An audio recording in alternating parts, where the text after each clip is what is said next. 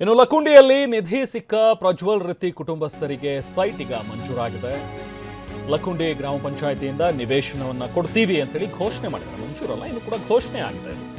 ಗ್ರಾಮ ಪಂಚಾಯಿತಿ ವಿಶೇಷ ಸಭೆ ಮಾಡಿ ಈ ಘೋಷಣೆಯನ್ನು ಮಾಡಿದ್ರು. ನಿವೇಶನಕ್ಕಾಗಿ ಟಿವಿ9ನಲ್ಲೂ ಕೂಡ ನಿರಂತರ ವರದಿ ಪ್ರಸಾರ ಮಾಡಿದ್ರು. ಇನ್ಫ್ಯಾಕ್ಟ್ ಆ ಒಂದು ಘಟನೆ ಏನಾಯಿತು, ಆ ಒಂದು ನಿಧಿ ಸಿಕ್ಕಿದ್ದು, ಅದಾದಮೇಲೆ ಅದನ್ನು ಅವರು ಸರ್ಕಾರಕ್ಕೆ ಒಪ್ಪಿಸಿದ್ದು, ಅವರ ಒಂದು ಪ್ರಾಮಾಣಿಕತೆ, ಇದೆಲ್ಲದರ ಬಗ್ಗೆನೂ ಕೂಡ ಬಹಳ ಚರ್ಚೆ ಆಯಿತು. ಟಿವಿ9 ಕೂಡ ಸ್ಥಳಕ್ಕೆ ಹೋಗಿ ವಿಸ್ತೃತ ವರದಿಯನ್ನು ಪ್ರಸಾರ ಮಾಡಿತು. ಜೊತೆಗೆ ಆ ಕುಟುಂಬದವ್ರ ಹತ್ರ ಮಾತಾಡಿದ್ರು.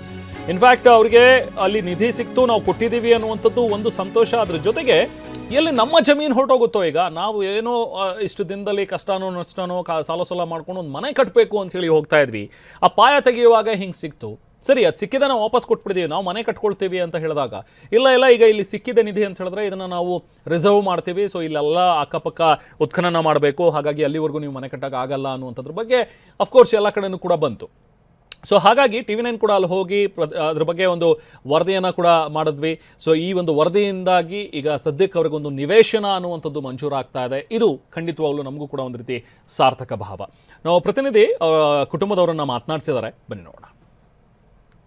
ಚಾಲುಕ್ಯರ ಆಳಿದ ನಾಡಿನಲ್ಲಿ ಸಿಕ್ಕಂತ ಅರ್ಧ ಕೆಜಿಯಷ್ಟು ಬಂಗಾರ ಪ್ರಾಮಾಣಿಕತೆಯಿಂದ ಪ್ರಜ್ವಲ್ ರಿತಿ ಸರ್ಕಾರಕ್ಕೆ ಒಪ್ಪಿಸಿದ್ದಾನೆ.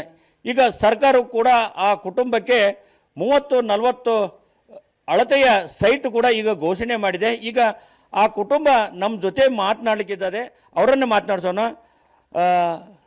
ಪ್ರಜ್ವಲ್, ಈಗ ನೀನು ಪ್ರಾಮಾಣಿಕವಾಗಿ ಬಂಗಾರ ಸರ್ಕಾರ ಕೊಟ್ಟಿದ್ದಿ.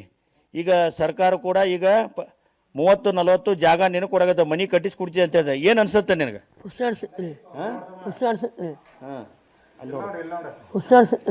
ಎಷ್ಟು ಕೊಟ್ರಿ ಸೈಟ್? 40-30.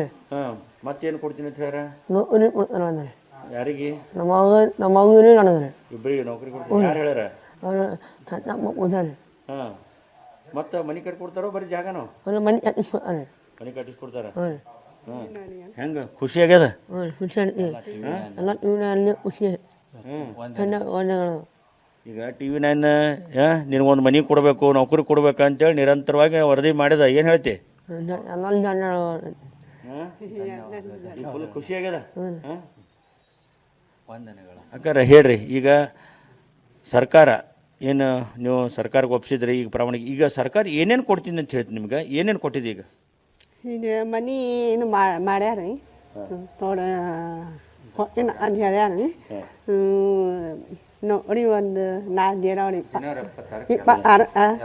ಎಲ್ಲ ಇದಾದ ರೀ. ಏನಂದ ರೀ, ಎಲ್ಲ ಟಿವಿ9 ಒಂದನೇ ಎಲ್ಲರಿಗೂ ಒಂದನೇ. ಸರ್, ಈಗ ಬರೀ ಸೈಟ್ ಕೊಡ್ತೀನಿ ಅಂತ ಹೇಳಿದ್ರು, ಮನಿ ನಿರ್ಮಾಣ ಮಾಡಿ ಕೊಡ್ತೀನಿ ಅಂತ ಹೇಳಿದ್ರು. ಈಗ ಇವರು ಪಂಚಾಯತಿಯವರು ಸೈಟ್ ಕೊಡ್ತೀನಿ ಅಂತ ಹೇಳ್ಯಾರ್ರಿ. ಈ ಸಣ್ಣ ತರಗತಿ ಆದ್ರೆ ರೊಕ್ಕ ದೊಡ್ಡದಾಗಲ್ರ, ಮುಂದೆ ದೊಡ್ಡ ಪ್ರಮಾಣದ ಮಾಡಿಸಿ ಒಟ್ಟು ಮಾಡಿಸ್ಕೊಡ್ತೀವಿ ಅಂತ ಹೇಳ್ಯಾರಿ. ಈ ಪಂಚಾಯತಿಯವ್ರು ಎಲ್ಲರೂ ಹೇಳ್ಕೊಂಡು ಆಯ್ತು ರೀ ಅಂತ ಸುಮ್ಮನೆ ಈಗೇನು ಈ ಪಂಚಾಯತಿಯವ್ರ ಜಾಗ ಕೊಟ್ರ ಅಂತ ಹೇಳಿದ್ರಿ, ಏನಾದರೂ ಉತ್ತಾರ ಗೀತಾರ ಪ್ರಮಾಣ ಪತ್ರ ಏನು ಕೊಟ್ಟಿದ್ದಾರೆ? ರೆಡಿ ಮಾಡಿ ಕೊಡಕತ್ತಾರೆ. ಈಗ ಅದನ್ನ ಕಾಗದ ಕೊಟ್ಟಿದ್ರೆ ಅವರು ಅಲ್ಲೆಲ್ಲ ಮತ್ತೆ ಅವು ಸಹಿ ಹಾಕ್ಸ್ಬೇಕು, ಎಲ್ಲ ನಂಬರ್ ಹಾಕ್ಬೇಕು, ಅದ್ರ ಪ್ರಕಾರ ಇದನ್ನ ರೆಡಿ ಮಾಡಿ ಕೊಡ್ತೀನಿ ಅಂತ ಹೇಳ್ಯಾರ.